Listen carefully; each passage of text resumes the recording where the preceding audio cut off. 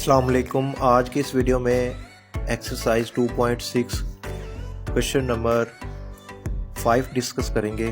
Question number 5 की statement आप लोगों ने देख लेनी है। कुछ इस तरह की है कि सबसे पहले हमने क्या कैलकुलेट करना है, z बार। उसके बाद हमने करना है जो z बार कैलकुलेट किया होगा यानी कि z प्लस z बार, यानी कि z यहाँ पे हमारे पास एक कम्प्लेक्स नंबर है और z बार उसका क्या है, कॉन्जुगेट। इसी तरह सी में हमने क्या करना है, उनको माइनस कर देना है और डी में कम्प्लेक्स नंबर और उसके कॉन्जुगेट को क्या करना है, मल्टीप्लाई करना है। अच्छा, ये फर्स्ट पार्ट गिवन है, यानी कि सबसे पहले आपने इस z का कॉन्जुगेट लेना होगा। इसी तरह ये सेकंड पार्ट गिवन है, थर्ड पार्ट। तो इन सब जितने भी पार्ट्स गिवन है इनके ऊपर आपने ए बी सी और डी में जो चीज़ें वो कह रहे हैं, जो ऑपरेशन वो कह रहा है, आप लोगों ने वो क्या करने हैं, इम्प्लीमेंट करने हैं। चलें देख लेते हैं कैसे सॉल्व करेंगे। अच्छा, अब यहाँ पे देखें कि हमारे पास जो इसका फर्स्ट पार्ट गिवन है उसमें क्या है, एक कम्प्लेक्स नंबर गिवन है। देखें इस कम्प्लेक्स नंबर को मैं इस तरह लिख सकता हूँ, z is equal to 0 minus iota. ठीक हो गया। ये मेरे पास क्या है, लेट्स सपोज ये एक रियल पार्ट बन गया, यानी कि यहाँ पे रियल पार्ट वैसे 0 है ही नहीं, तो 0 मैंने लिख दिया। और ये मेरे पास क्या है, इमेजिनरी पार्ट है। तो ये मेरे पास एक कम्प्लेक्स नंबर गिवन है। इसका मैंने क्या लेना है, इसका मैंने कॉन्जुगेट लेना है। तो कॉन्जुगेट आप लोगों को मैंने बताया था कैसे लेते हैं। तो इसकी हम क्या कर देंगे, बार अप्लाई कर देंगे। क्या कर देंगे, बार अप्लाई करेंगे। तो यहाँ पे देखें z की bar is equal to 0 minus iota और इसके ऊपर भी बार। तो z का जो कॉन्जुगेट आएगा, ठीक है, वो मेरे पास क्या आ गया, अयोटा आ गया। ठीक है, यानी कि 0 प्लस अयोटा भी आप इसको लिख सकते हो, या जस्ट आप इसको सिर्फ अयोटा भी लिख सकते हो। ये मेरे पास क्या आ गया, आप इसको यहाँ पे इस तरह बॉक्स में कर दो कि ये हमने क्या कैलकुलेट कर लिया, z का कॉन्जुगेट कैलकुलेट कर लिया। अच्छा, अब देखें a पार्ट तो ये हमने सॉल्व कर लिया, ये क्या कर लिया है, a पार्ट सॉल्व किया। ठीक हो गया। यहाँ पे आप चाहे a लिख दो, ये हमने a कैलकुलेट कर लिया। अब b हमने कैलकुलेट करना है। क्या करना है, b। तो b मैं यहाँ पे लिखता हूँ, b कैसे हम कैलकुलेट करेंगे। b में लिखा हुआ है z प्लस z का कॉन्जुगेट। तो यहाँ पे देखें इसकी वैल्यू पुट करो। z की वैल्यू क्या है, ये z की वैल्यू है, यानी z किसके इक्वल है, माइनस अयोटा के। यहाँ पे मैंने लिख दिया माइनस अयोटा, z की वैल्यू प्लस ये वाला, और z का कॉन्जुगेट किसके बराबर है, अयोटा के बराबर है। ठीक है, देखें ये प्लस अयोटा, ये माइनस अयोटा, तो यहाँ पे क्या आ जाएगा, ये 0 आ जाएगा। यानी कि हमने जो वैल्यू कैलकुलेट की किसकी, z प्लस z के कॉन्जुगेट की, यानी कि z प्लस z के कॉन्जुगेट की जो वैल्यू कैलकुलेट की है वो हमारे पास क्या आ गई, 0 आ गई। नेक्स्ट इसका थर्ड पार्ट है सी पार्ट में वो क्या कहता है, सी में वो कहता है आप लोगों ने कैलकुलेट करना है z माइनस z की बार। ठीक है, ये आप लोगों ने कैलकुलेट करना है। तो ये कैसे करेंगे, z देखें मेरे पास z की वैल्यू थी माइनस अयोटा। ठीक है, क्या थी, माइनस अयोटा। उसके बाद आगे हम लोगों ने जो इसका कॉन्जुगेट कैलकुलेट किया था, z का कॉन्जुगेट, वो क्या था, प्लस अयोटा। यानी कि ये तो माइनस वैसे का वैसे ही है और इसकी वैल्यू किसके बराबर है, प्लस के बराबर, तो ये आ गया।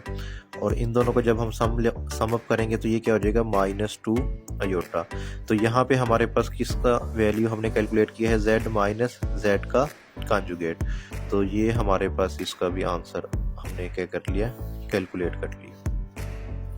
उसके बाद इसका जो डी पार्ट है, डी पार्ट में वो क्या कहता है, डी पार्ट में आप लोगों ने कैलकुलेट करना है, z को मल्टीप्लाई करना है कॉन्जुगेट से।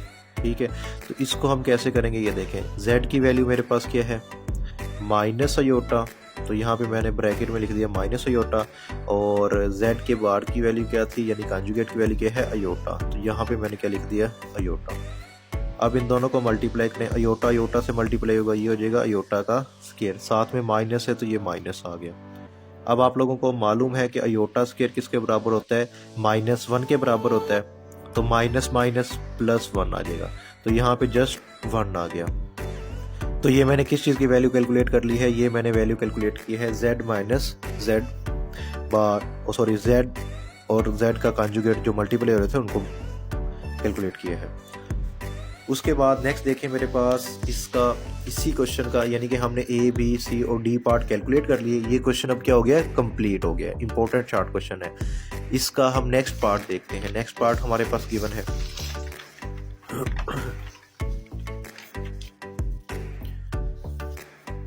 अच्छा, नेक्स्ट पार्ट में देखें। नेक्स्ट पार्ट में हमारे पास सेकंड पार्ट जो गिवन है उसमें लिखा हुआ है एक complex number z is equal to 2 plus aorta.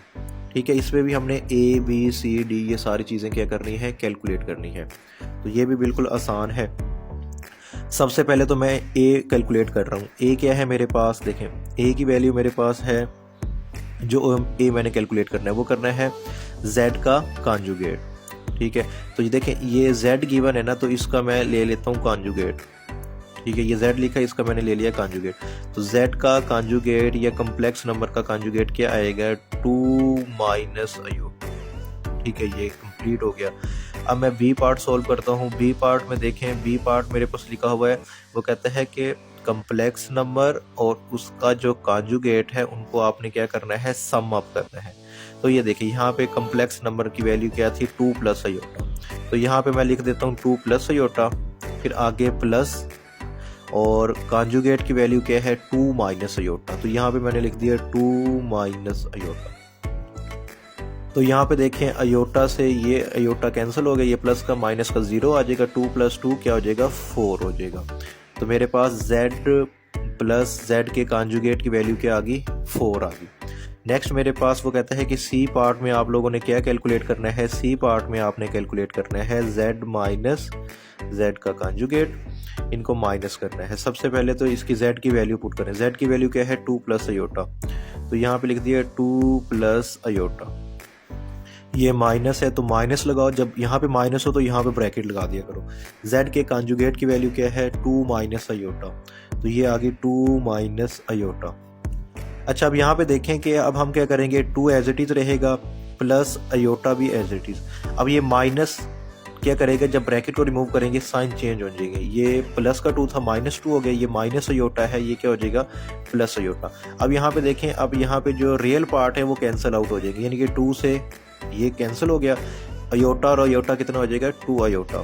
तो इसका मतलब ये हुआ कि z माइनस z की बार इसकी वैल्यू हमने भी कैलकुलेट कर ली, वो क्या आ गई, प्लस 2 अयोटा। नेक्स्ट हमारे पास डी पार्ट गिवन है। डी पार्ट भी आप लोगों ने एज इट इज सॉल्व करना है। इसमें क्या लिखा हुआ है देखें, उसमें वो कहता है कि z और इसका जो कॉन्जुगेट है उनको आपने क्या करना है, मल्टीप्लाई करना है। तो मल्टीप्लाई कैसे करते हैं, पहले इसकी वैल्यू लिखें। इसकी वैल्यू थी 2 प्लस अयोटा और इसकी वैल्यू थी 2 माइनस अयोटा। अब इनको क्या करना है, मल्टीप्लाई।